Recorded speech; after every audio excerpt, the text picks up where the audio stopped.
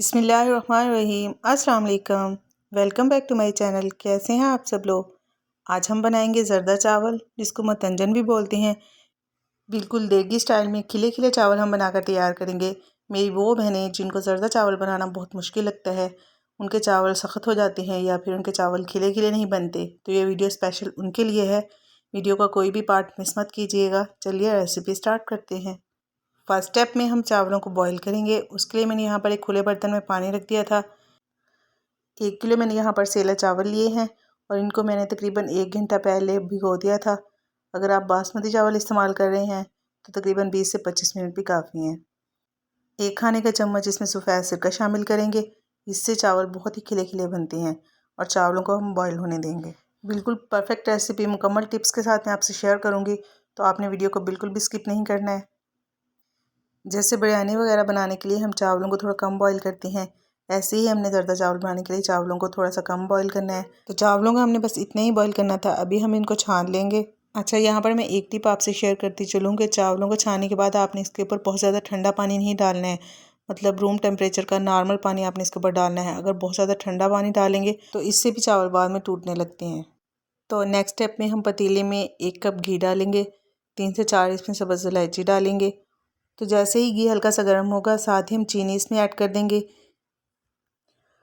और जितने आपने चावल लेने हैं उससे आधी आपने चीनी लेनी है। मतलब 1 किलो चावल अगर आप पका रहे हैं तो इसमें आधा किलो चीनी जाएगी, अगर आप नॉर्मल मीठा खाते हैं। अगर आप ज़्यादा मीठा खाते हैं तो आप इससे ज़्यादा चीनी भी डाल सकते हैं, और अगर आप कम मीठा खाते हैं तो आप इससे भी कम डाल सकते हैं। लेकिन ये बिल्कुल परफेक्ट क्वान्टिटी है, मतलब चावलों से आधी चीनी अगर आप डालेंगे तो बिल्कुल नॉर्मल मीठा होगा। साथ ही हम इसमें आधा ग्लास दूध शामिल करेंगे और मीडियम टू लो फ्लेम पर चीनी को मेल्ट होने देंगे। आप चाहें तो दूध की जगह पर थोड़ा सा पानी भी इसमें यूज़ कर सकती हैं, लेकिन दूध अगर आप डालेंगे तो इससे चावलों का टेस्ट बहुत ही अच्छा हो जाता है। तकरीबन 4 से 5 मिनट लगेंगे, चीनी हमारी अच्छे से मेल्ट हो जाएगी। तो फिर हम इसमें जो बॉईल करके चावल हमने रखे थे वो हम इसमें ऐड कर देंगे। चावल डालने के बाद आपने फ्लेम को बिल्कुल हाई कर देना है, क्योंकि जैसे ही चावल डालेंगे तो चीनी फ़ौरन से अपना पानी छोड़ देगी और चावलों में काफ़ी ज़्यादा पानी हो जाएगा। तो इसलिए अगर फ्लेम को लो रखेंगे तो पानी को ड्राई होने में टाइम लगेगा, तो इससे चावल हमारे बहुत ज़्यादा सॉफ्ट भी हो सकते हैं। पानी को आपने ड्राई होने देना है, बस एक मरतबा आपने चम्मच के साथ हल्का सा मिक्स कर देना है। जैसे ही पानी ड्राई हुआ तो इसमें हम बाकी सारी चीज़ें भी शामिल करेंगे।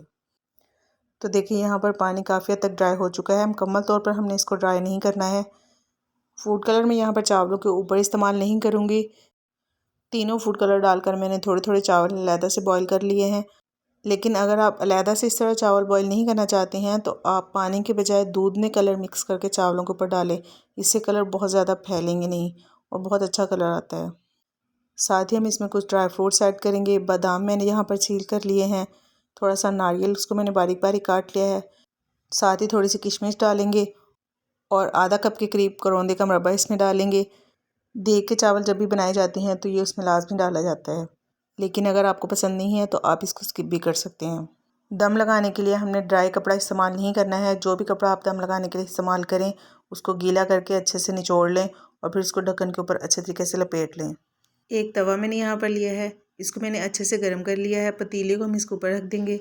इस तरह चावलों को दम पे रखने का ये फ़ायदा है कि चावल नीचे से जलेंगे नहीं और बहुत अच्छे तरीके से स्टीम बनेंगी और चावल हमारे बहुत ही अच्छे बनेंगे। तकरीबन 20 मिनट के लिए मैंने चावलों को दम पर रखा था। तो 20 मिनट के बाद हम ढक्कन हटाएंगे और ढक्कन को इस तरीके से बर्तन के ऊपर तकरीबन 3 से 4 मिनट के लिए रख देंगे, ताकि जो भी स्टीम है वो अच्छे से निकल जाए।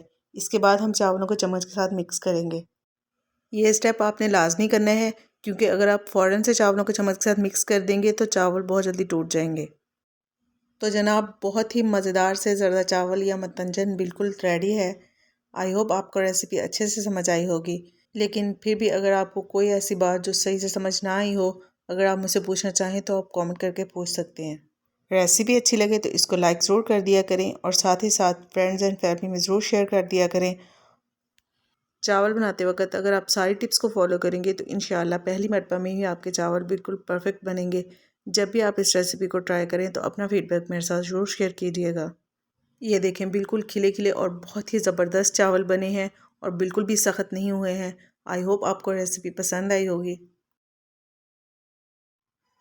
और मज़ीद इसी तरह की अच्छी अच्छी रेसिपीज़ अगर आप देखना चाहते हैं तो जल्दी से हेल्दी फूड सीक्रेट को सब्सक्राइब कर लें और साथ ही साथ बेल आइकॉन को भी प्रेस कर लें ताकि आपको मेरी हर नई आने वाली रेसिपी का नोटिफिकेशन सबसे पहले मिले।